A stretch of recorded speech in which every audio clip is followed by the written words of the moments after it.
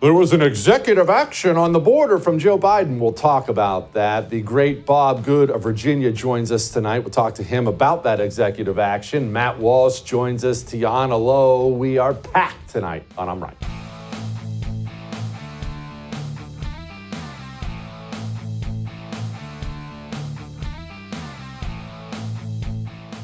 All right, let's talk about this border thing. What border thing? Well, Joe Biden yesterday, he got up to the podium, got behind the microphone, and he announced that he was taking action at the border. The border is not a political issue to be weaponized. The responsibility we have to share, to do something about it. They don't have time for the games played in Washington, and neither do the American people. So today, I'm moving past Republican obstruction and using the executive authorities available to me as president to do what I can on my own to address the border. Yeah. No, don't come out of your chair. I know you're probably already hot over this whole thing. He's lying. He's not doing anything. So I need to explain what's happening. And some of this may be hard to hear, but some of it may comfort you. I don't know. So let's just get it out there. First, let's talk about you. You are, as I have called you many times, the hyper-informed. We live in the information age today where there are just endless options to watch, listen to at any point in time, no matter what you're doing, whether you're driving, working out, maybe you're sitting on the couch right now. You could be consuming information, entertainment in a million different ways. It's on your phone, it's on your tab, blah, blah, blah. Instead, you're sitting here and you're watching the first. So you're somebody who's going to understand the issues. You're going to understand politics. You're going to understand what the game is here. Joe Biden, he's just doing this to try to win votes in an election year. But before we get into all this stuff, it's important to understand why he's talking like this and why he says the things he's saying. You see, we have three different groups in this country. There's more than three, but we're just, for simplicity's sake, we're going to make it three. We have the dirty, vile communists. We have you, the hyper-informed, the freedom-loving patriots. The communists are trying to burn the country down. You're trying to stop the communists from burning the country down. Okay, so those are the two groups. And then there's the middle. There's the middle. You're the good guys. They're the bad guys. And then there's all the norms and normas right there in the middle. And you can't imagine how uninformed these people are. How apathetic these people are. They just don't pay attention. They don't care. They don't know any better. And so here is the challenge for communists like Joe Biden, and more specifically, the people around him. You see, they want more money and power, like all politicians do.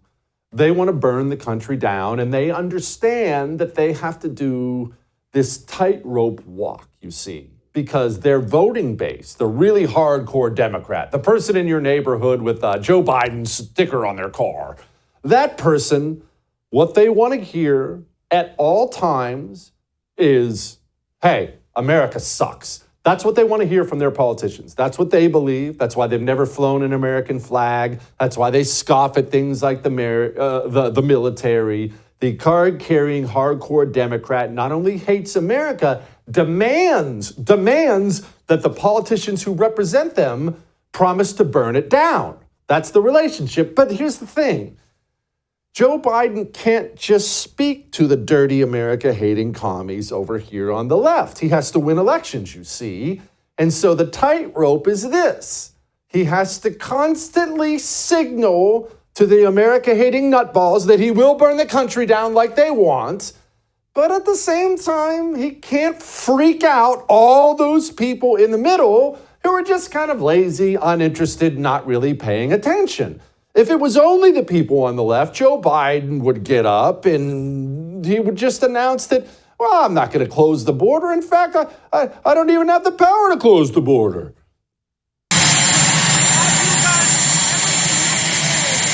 With executive authority, or is there more you could do absent That's all I can do.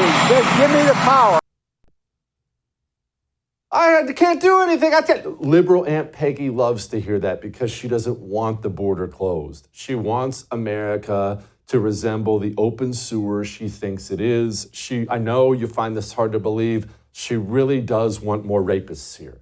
She wants more drugs here. She wants more murderers here because this country sucks and deserves it.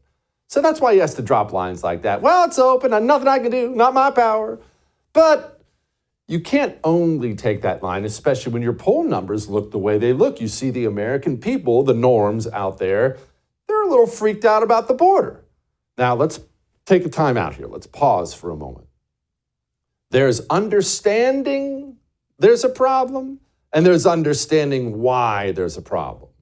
Everybody, all the norms in the middle, and you over here on the right, everyone understands that illegal immigration is a problem. All those people at least understand it.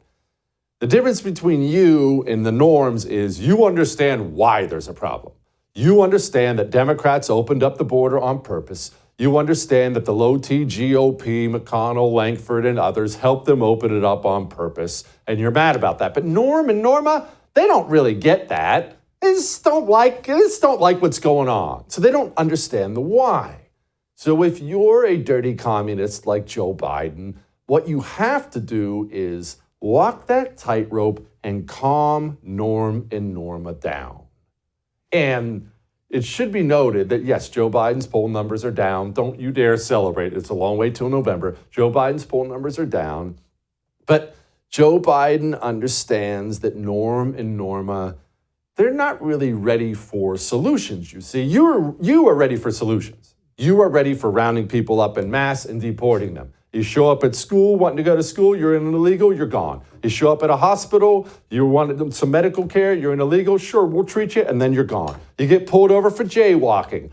You're illegal, you're gone. That's what must be done, and you know that's what must be done to save the country. But Joe Biden understands very well that Norm and Norma kind of makes him uncomfortable. And so that's why he drops lines out there about separating children from their parents. I'll never separate children from their families at the border.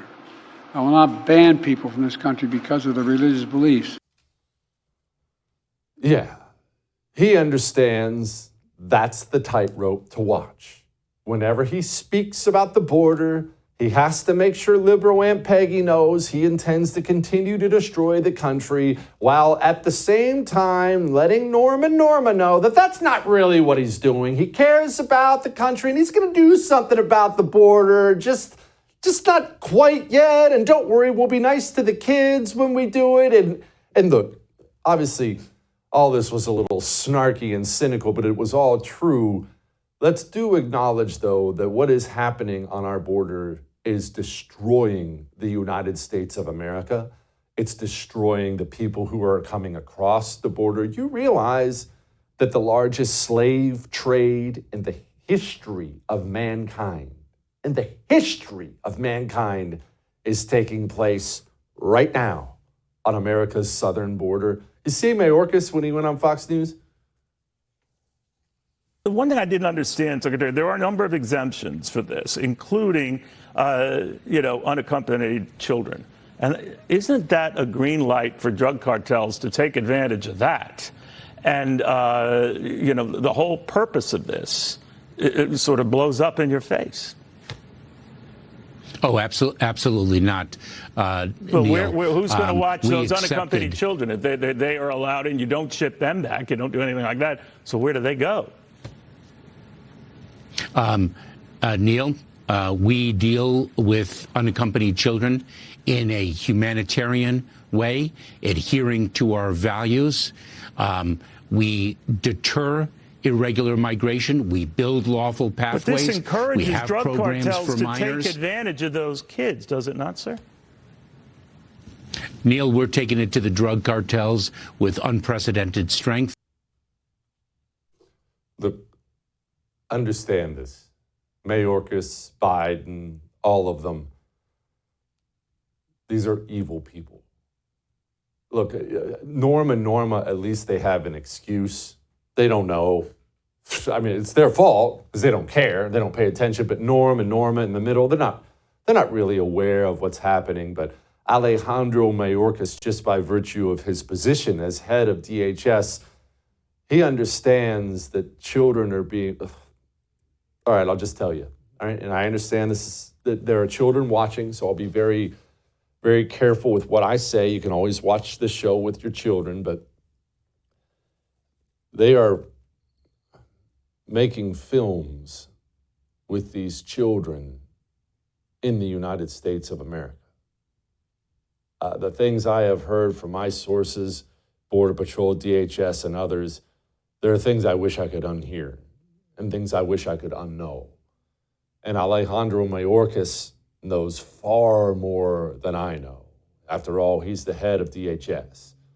He understands the results of what he's doing. He understands what's happening to women, children. He understands what's happening to Americans. Cops killed, young ladies raped, murdered. He understands. He gets it. He just doesn't care. And that's where we are as a country. These people lead the country. All that may have made you uncomfortable. Certainly made me uncomfortable, but I'm right. All right? Now, Bob Good. Bob Good is the chairman of the House Freedom Caucus. If you want to know if your congressman is any good, check and see if they're part of the House Freedom Caucus. That's usually the tell, because the good guys join the House Freedom Caucus. Bob Good, I don't mean, sorry with all the goods, Bob Good is one of the truly great people in Congress, and you know I'm more than willing to dump on every Republican.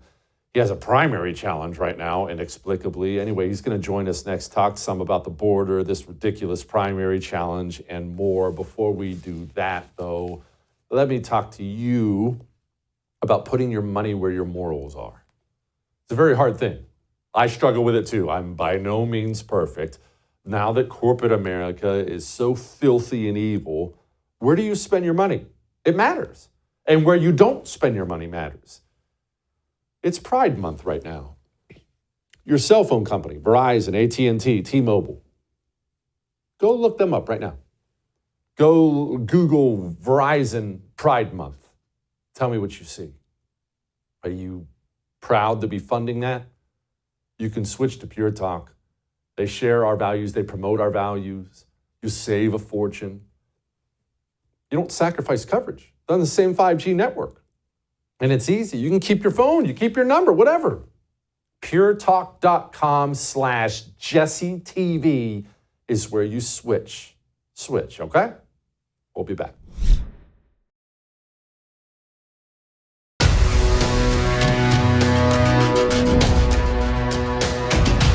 I've come here today to do what the Republicans in Congress refuse to do.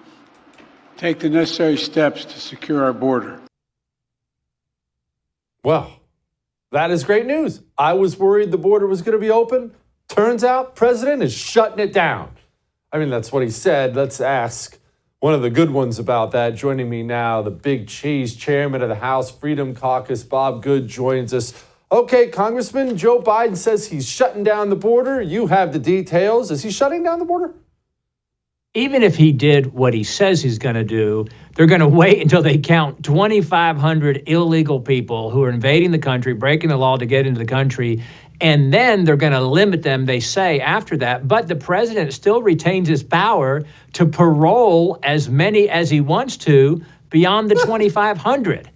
So this is a farce, obviously, as we know. The border invasion is intentional on his part. This is the Democrat plan, and this is a mirage, as we know. That obviously is. I thought this little back and forth was pretty good. Here it is. There's no humane or compassionate component to these policies, are there? Absolutely not. I've seen the face of this trauma. I've seen it in grown adult women who every single time when I've asked them, would you take this journey again? What is it that's incentivizing you to come? And they're like, we're being told, now's the time to come. Come on in and you're going to get into the United States. And then when I ask them, would you do it again? Every single time, resoundingly, absolutely not. Tell them not to come. Because they had an idea that it was going to be dangerous, but they didn't know like this.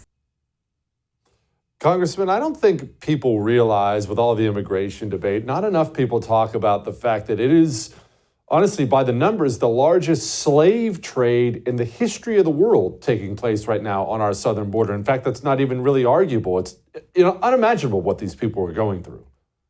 Well said, Jesse. This has so many layers to what's wrong with this. The harm to the United States, the fact that we've allowed some 12 million to enter our country illegally, most of them from countries where there's very little to any ability to even vet them based on the information they present to us verbally or audibly when they come across the border, the 2 million plus gotaways, the irreparable harm that will be done, that has been done to our country. But then even the billions of dollars the criminal cartels are making, everyone and everything that comes across the border comes across under the control and under payment to the criminal cartels. And then the harm done to the children that are used as pawns or tools for the cartels to traffic adults into the country who are not their parents, who are not their family, the women who are trafficked, the women who are assaulted and raped and harmed, the 100 or so dead illegals that we find near the border in the course of a calendar year, the 100,000 Americans who are dying from the drugs that are coming in, the fentanyl and the other poison that's coming across. You can just repeat many, many different aspects to it where there's no compassionate component, there's no humane component. This is absolutely abhorrent what the Biden administration is doing intentionally to harm the United States. I'm glad you say that, and you've been saying that. It's remarkable to me how many on the right, if we're going to use Airfinger's quote there, still try to give the benefit of the doubt to these people. And I understand trying to see the best in your fellow man, but you still see people all the time. Joe Biden's failure at the border. He stumbled at the border. Oops, he tripped and fell and opened up the border. This is what these people want. They've wanted it for decades. They want the border open to flood the country with drugs and rapists and murderers because it helps them. There's a reason why they were lined up at the border in their Biden T-shirts 3.5 years ago, chanting his name when they came across. He said he was going to do it. He kept his promise to do this, and he's done it more effectively than we could have even imagined. This is on purpose. This is the plan. And Jesse, whenever you ask Democrats or you ask the administration officials, how many is too many? How many from around the world of the 7 billion who don't live in the United States should be allowed here? And who has the right to decide who gets to come here? Do we get to decide as Americans who we let into our country, or do they have the right to come? They will never answer the how many is too many or how many is enough. And they obviously believe that they have the right to invade our country, to come here legally or illegal, however they choose. And we don't have the right to decide as Americans. There's a national security component to this that people are bringing up. It's not as if no one's talking about it, but we have military-age Chinese males coming in, courtesy of Brittany Mayer. I want to make sure I give her credit. She broke a story about Chinese illegals being picked up by other Chinese illegals and whisked away to God knows where. We just had a Chechen try to kill a Green Beret.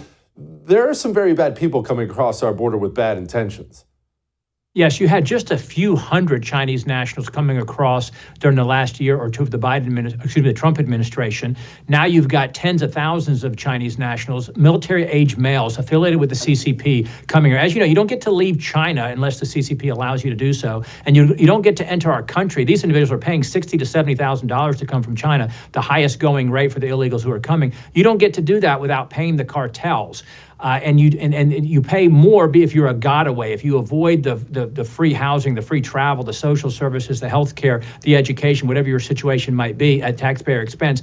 You pay actually more to be one of the gotaways because you've got the terrorist ties or criminal backgrounds or whatever you're trafficking into our country. And again, our president is doing this to the country on purpose.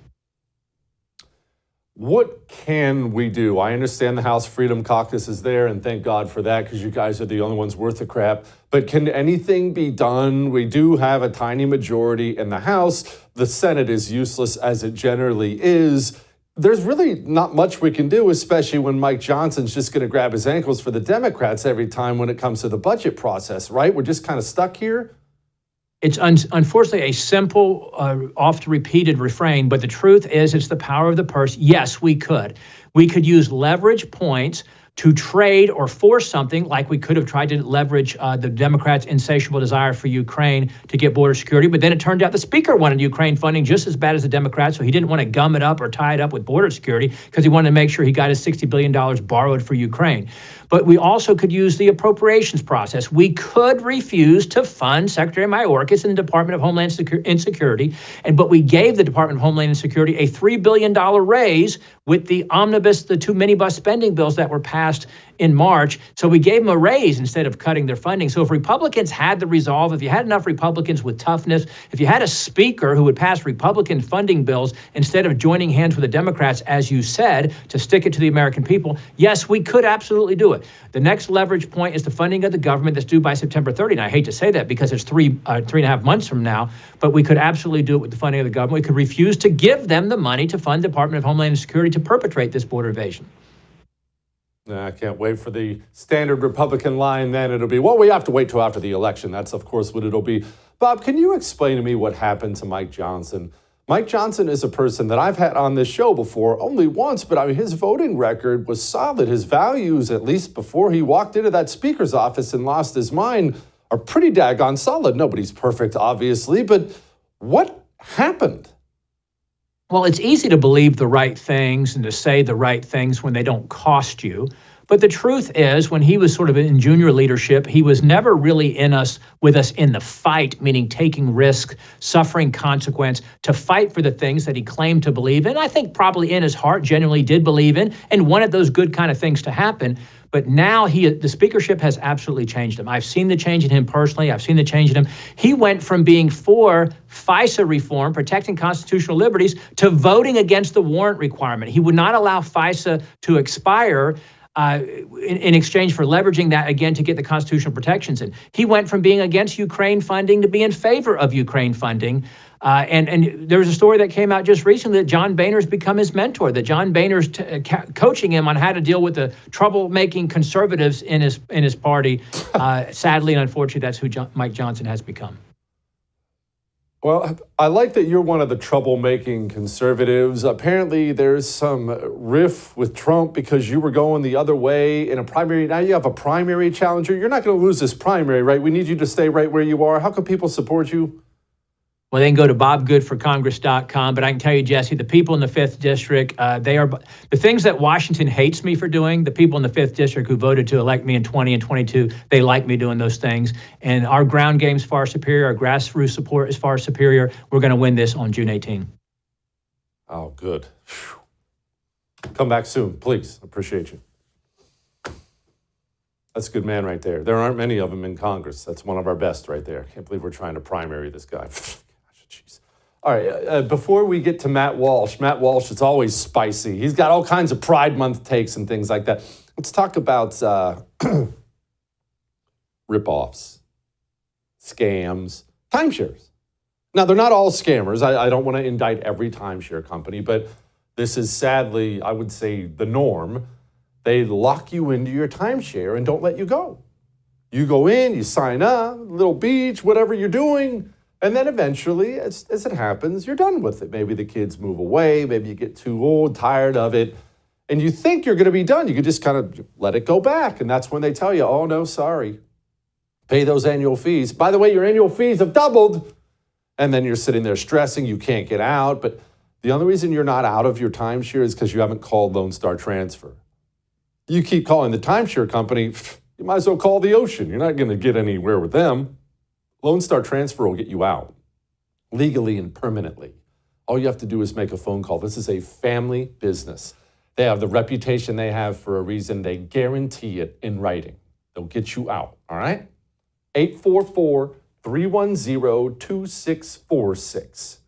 We'll be back.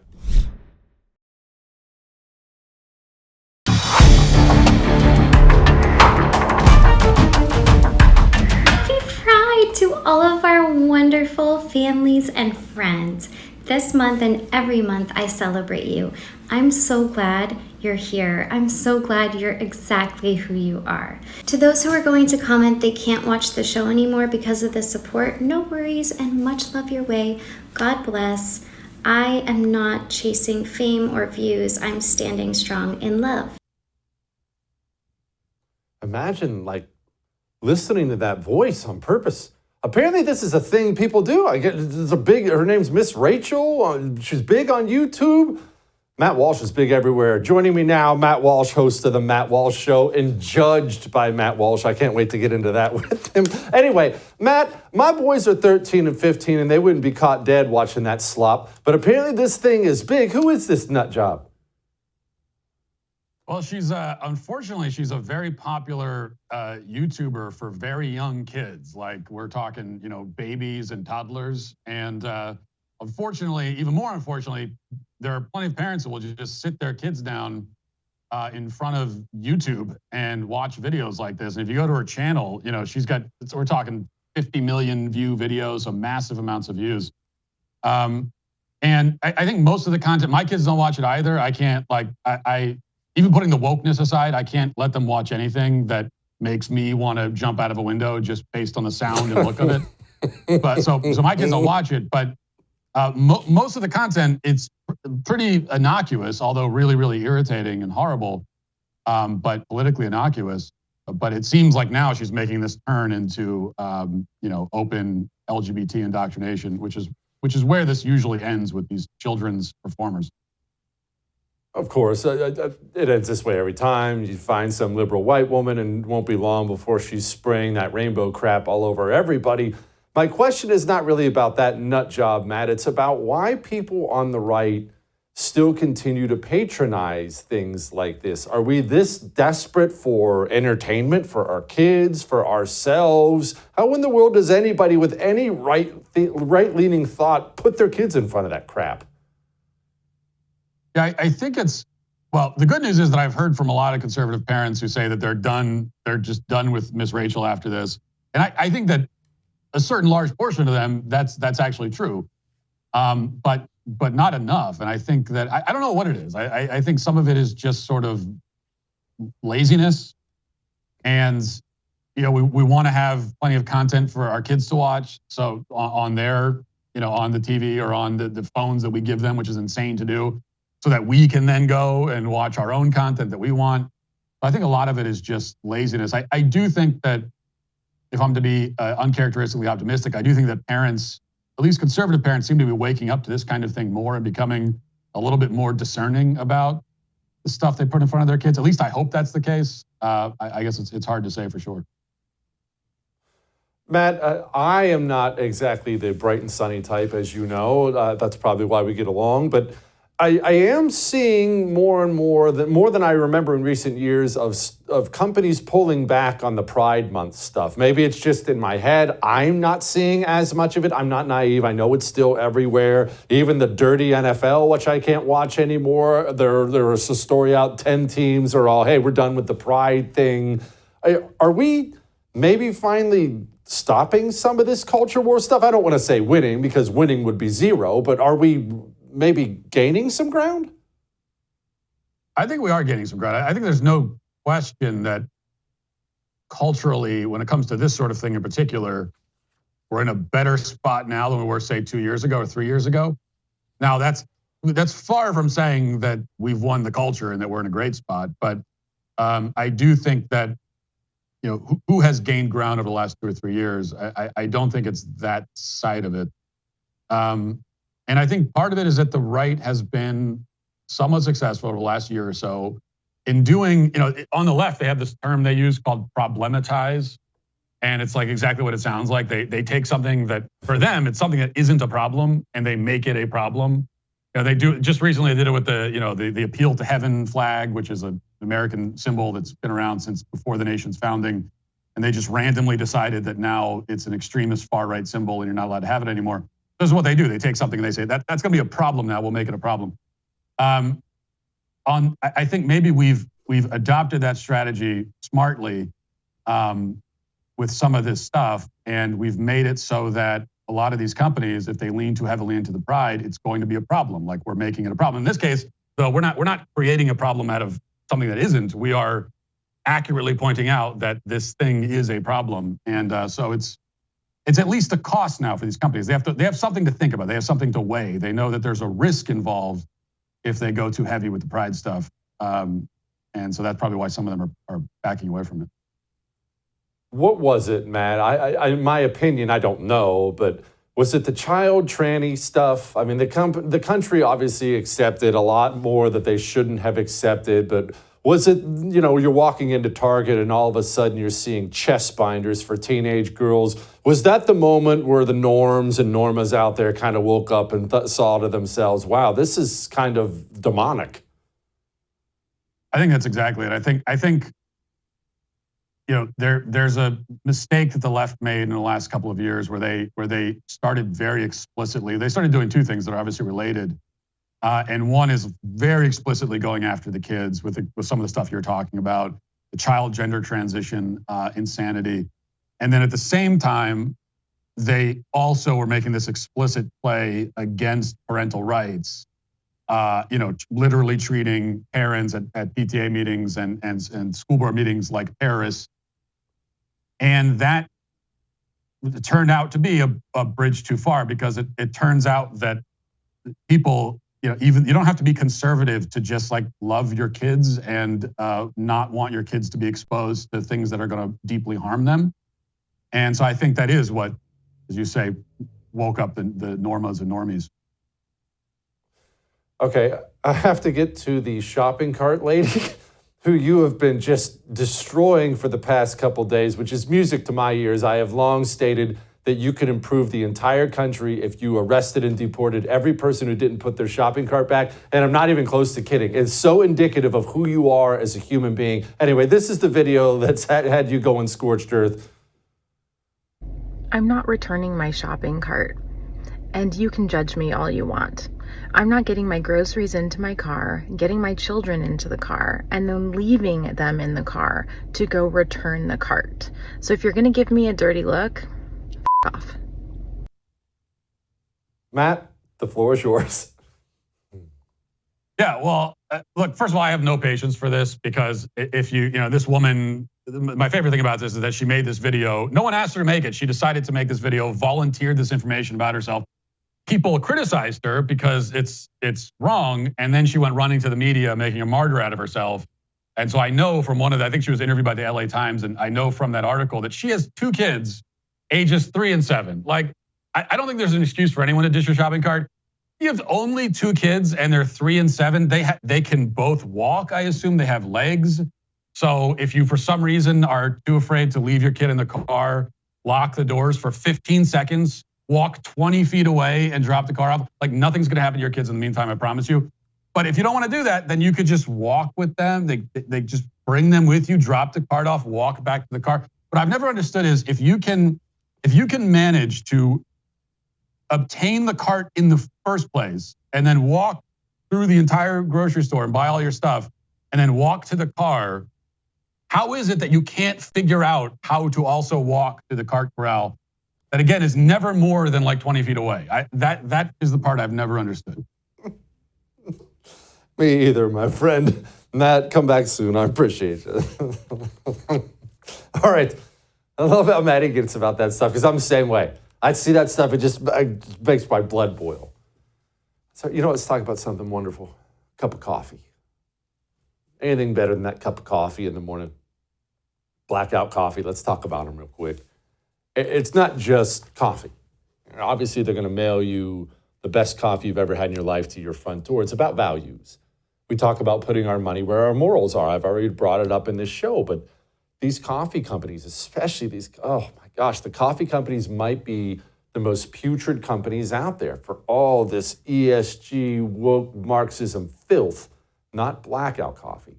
Blackout Coffee shares your values, and they promote your values. It's not like they do it quietly behind the scenes. They're printing it on their merch.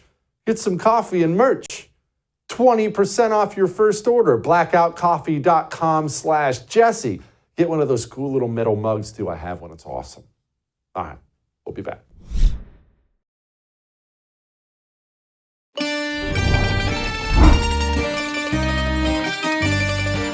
Because look, there are 50 former national intelligence folks who said that what he's accusing me of is a Russian plant.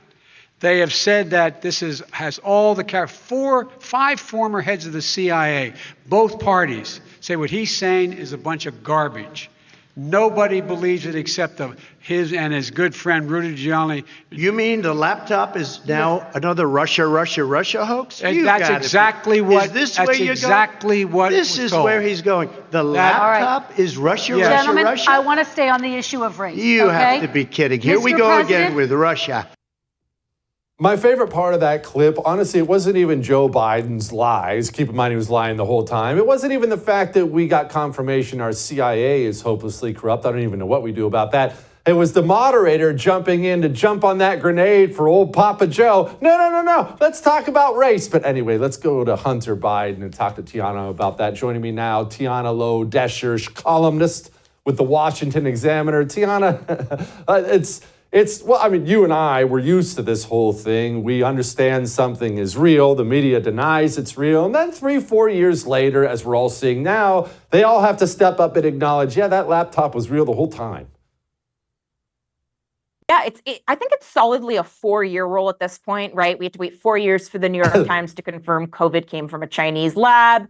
4 years for the laptop is real. And that's only now that we know that the FBI confirmed to Twitter at the time it was released to the New York Post in 2020 that indeed the laptop was real. The interesting thing, Jesse, is that if you hear that clip, Joe Biden, as addled as he sounds, still sounds much sharper in relation to how he sounds today when he's defending his son Hunter.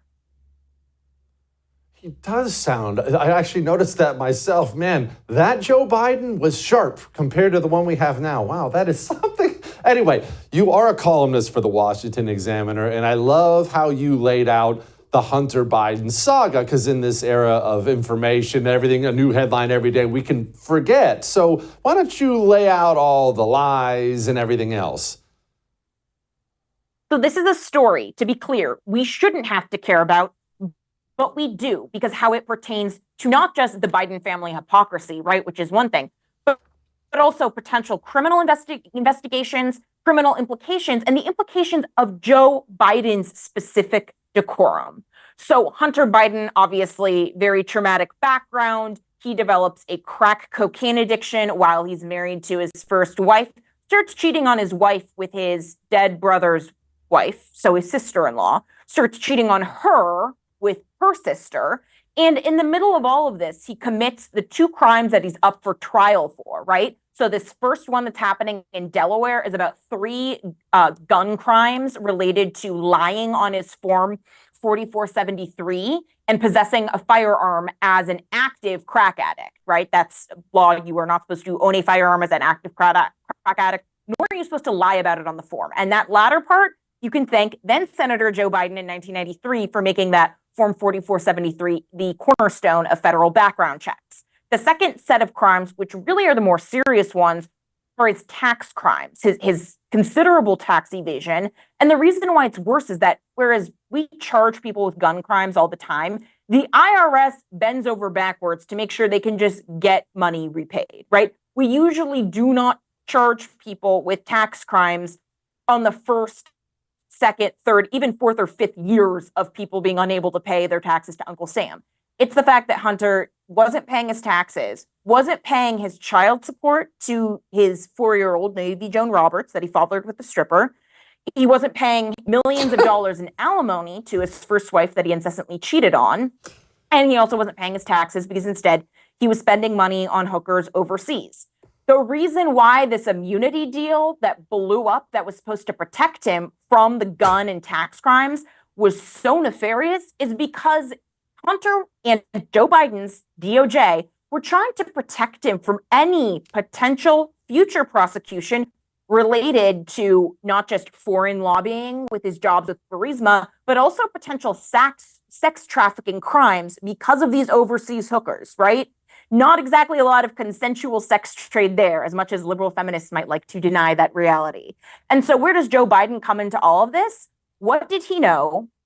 When did he know it? And also, how much of a kickback was Joe Biden getting if all this money was effectively, soluble within the Biden family enterprise? Then was he profiting off of illegal foreign lobbying? Was he funding international sex trafficking? It sounds like I'm making it up, but if you see in these documents, it shows that is what prosecutors under Joe Biden's DOJ were worried about.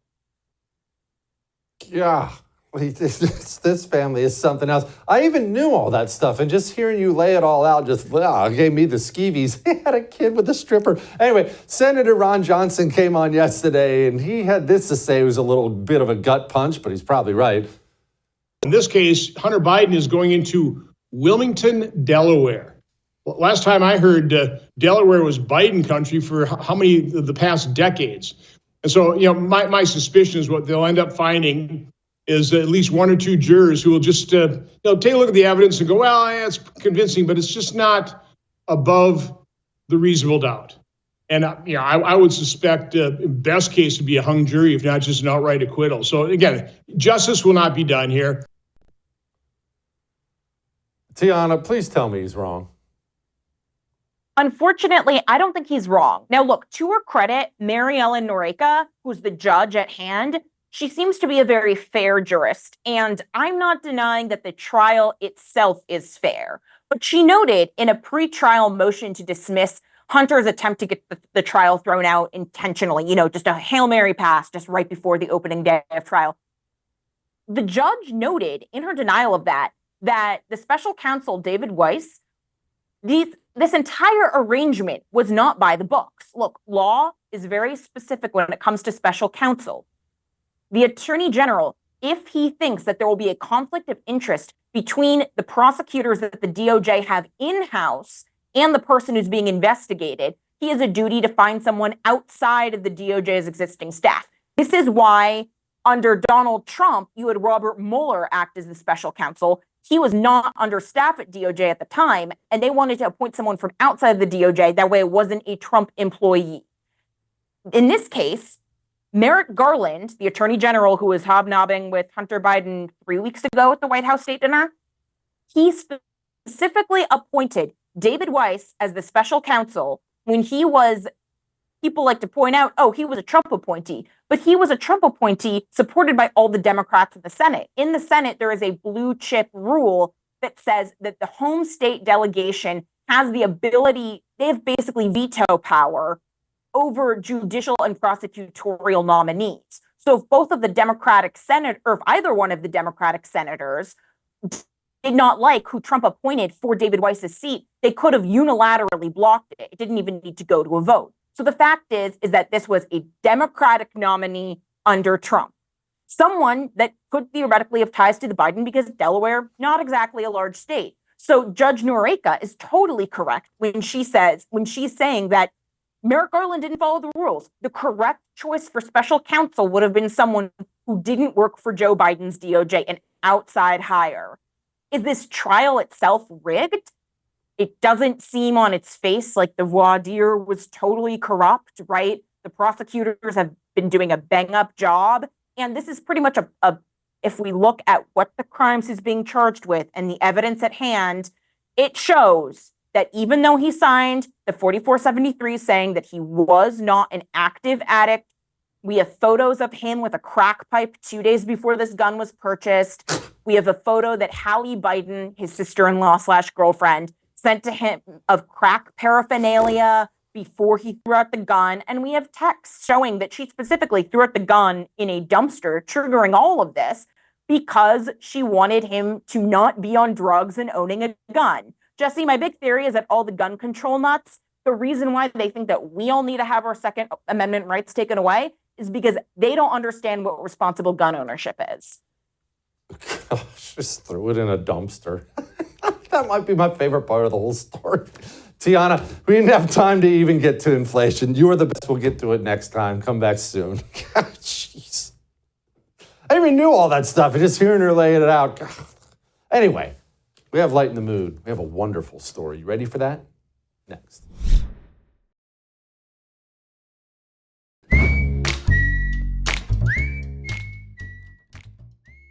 All right. It is time to lighten the mood. And yes, I am aware of the problems Red Lobster is having, bankruptcy, store closures. And you know the reason I'm aware of it? It's not just because Red Lobster it's engraved on my heart. It's because every single person who watches this show has emailed me about it. I know what's happening to Red Lobster. It hurts already. I don't need to be reminded every day. But I do want to give a shout out to Flavor Flav. I don't think that's his Christian name, but anyway, Flavor Flav apparently is a Red Lobster fan just like I am. Dude rolled into Red Lobster and ordered everything on the menu to try to keep him afloat. Look, I'm not a big Flavor Flav fan, and I'm not his enemy. I don't know anything about the guy. I don't know. It sounds delicious, but I applaud the man. At least he knows flavor. See what I did? Anyway, I'll see you tomorrow.